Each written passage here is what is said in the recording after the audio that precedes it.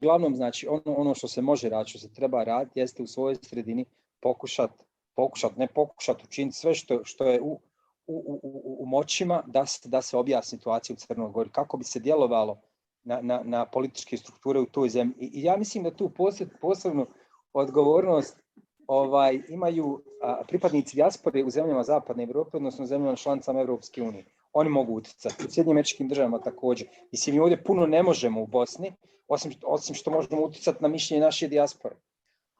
Ali Sjedinjene Američke Države, zemlje članice Evropske unije, tu se jako puno može uraditi. Jer su to demokratske zemlje i u principu, ako ti glasaš za nekoga, bilo kojom partije bio, ti od njega očekuješ da on nešto radi u tvom interesu. I naravno, taj svoj uticaj kao glasač jedne demokratske evropske zemlje trebaš da kapitaliziraš. I mislim da je to u stvari pravi put.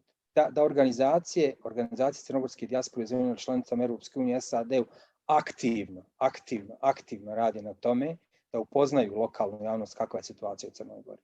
Jer ljudi u principu ne znaju. Mislim, kad ti kažeš nekom, znaš, Milo Đukanović, njegova partija, to je recidiv komunizma. To su gluposti. Mislim, ja u to ne vjerujem.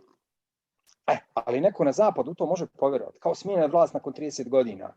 Change makers, slične gluposti. Da. Ljudi u to vjeruju i ne poznaju situaciju. Zato su tu organizacije, crnogorske organizacije, da znači iskoriste svoj utjecaj